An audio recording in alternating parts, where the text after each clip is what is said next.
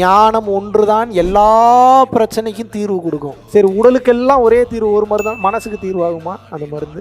சரி, மனசுக்கு கூட ஒருத்தன் கண்டுபிடிச்சிட்டான்னு வச்சுருவோம், 2600 ஒருத்தன் கண்டுபிடிச்சிட்டான்னு வச்சுப்போம். ஆன்மாவுக்கு சேர்ந்து ஒரு மருந்து கண்டுபிடிக்க முடியுமா? உடலுக்கும் மனதிற்கும் ஆன்மாவிற்கும் மூன்றிற்கும் ஒரு மருந்து உள்ளது அப்படின்னா எப்படி இருக்கும்? அந்த மருந்து வேணுமா வேணாமா? சீரியஸ்னஸ் இப்போ புரியுதா?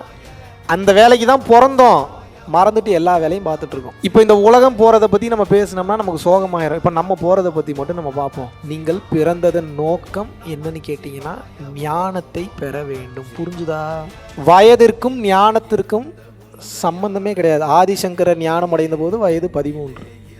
ஒவ்வொருத்தருக்கும் இந்த மாதிரி ஒவ்வொரு டைம் பீரியட் இருக்குது. இவர்கள் எல்லாம் ஞானம் அடைந்தாங்கன்னா அதுக்கு அர்த்தம் என்னென்னா இந்த உலகத்தில் தான் வந்த வேலையை முடித்து விட்டார்கள் என்று பொருள்.